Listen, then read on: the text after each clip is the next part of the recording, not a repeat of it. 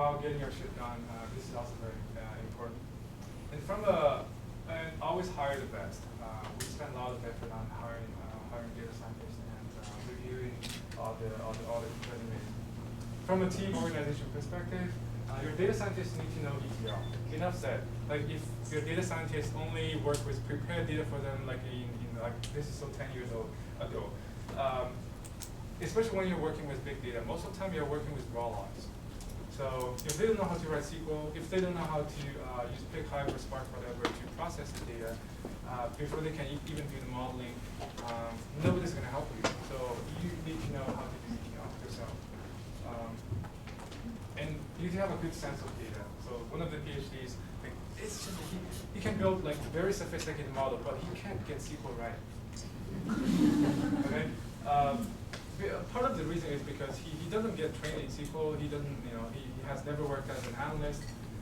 But you do need to have a good sense of data. It doesn't come from reading, it doesn't come from reading scientific paper. And don't drain your data scientists for ETL reporting, because all the time you have lots of questions from directors and other people. But let them focus. But it's a balance you need to identify for. Presentation skill is also very essential. Invest in training and keep your team motivated. This is also really hard. I work at BlackBerry. You see the performance of the company is coming down. It's really hard to keep your team motivated over time. Getting top-level support and vision is also important. You also need to know when to back off and let your clients do what they are best at. 2-3 more slides. Hopefully I'm on time. What makes a great data scientist? So, how are we doing about time? Oh, fine. So hard skills, soft skills.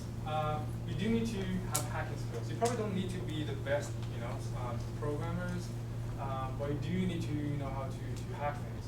You probably need to know Python. I know R is not really it's a fast tool, but sometimes you do need to have this kind of skill sets.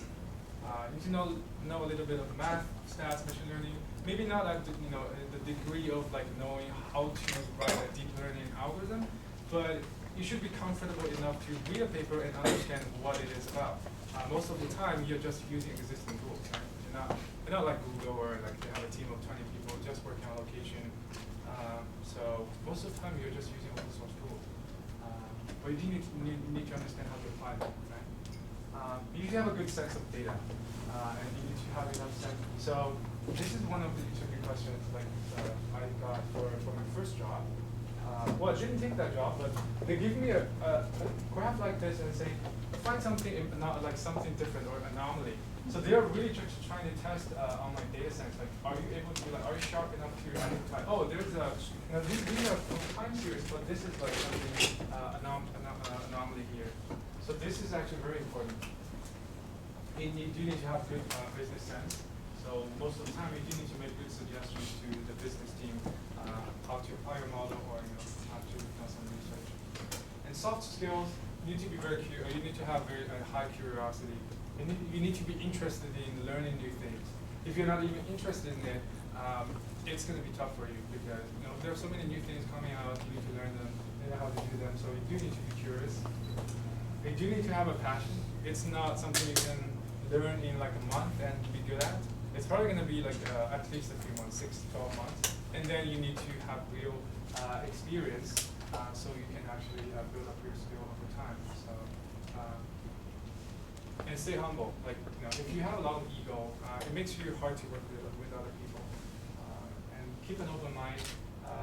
Communication skill is important, and also presentation. So a lot of people say this big data market, a lot of Indian people, but actually there are a lot of great data scientists, who are Asian or come from a Chinese background.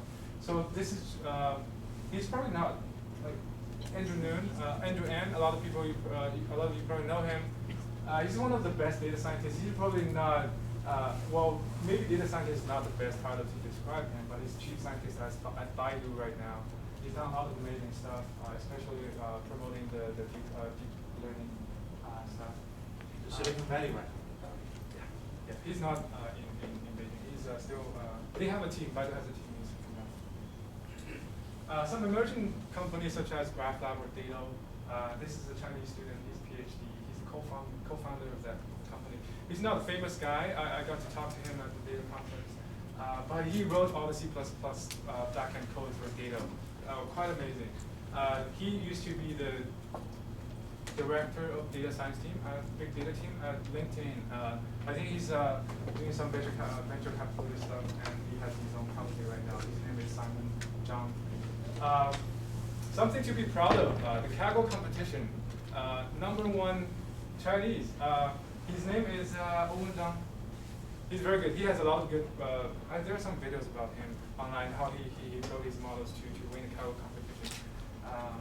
You not only have to win like one competition, you have to probably do very well in a series of competition in order to be ranked #1. But that's something to be proud of. Last slide, why is this relevant to us? I think it's a lot of fun. And you get to work with really smart people. You have a good impact because a lot of people are trying to adopt big data technology. It looks great on the pay scale. The pay is pretty good. And there's so much you can learn. And don't miss out on the next big wave.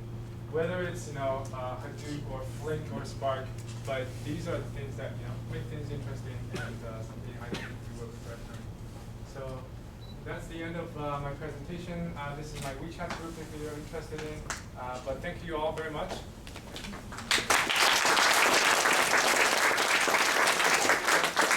Yeah, I can take a question if you guys have questions. 我想问一下，就是我现在是一个 SaaS user， 我没有任何 IT 背景，也没有任何投资背景，因为我知道你有一个公司，然后培训，我不知道他是怎么帮到我们去进入到这个领域。现在的培训这样的，我没有任何这些背景。现在市面上有很多大数据的培训，我觉得培训是有必要，但是如果你是 SaaS 背景的话，你应该是处理数据的专家。我觉得很多。首先，那至少就是你有数据的功底。我觉得最重要的，其实在这个 big data 是一个 ecosystem， 你不一定就是非要成为 data scientist。On this spectrum， 你应该找的是合适你自己的位置。其实一个 data science team 里面有很多不同的 role， 还有 data analyst、data scientist， 它可能有 infrastructure、architect、data engineer。但我自己的 training 这方面来的话，我刚刚起步。因为我在 Ryerson 教课，一个30个小时的一个课程，我把它扩展到60个小时。我今天也带了一些 schedule， 如果你感兴趣的话，可以到时候再谈。因为今天这个 presentation 不是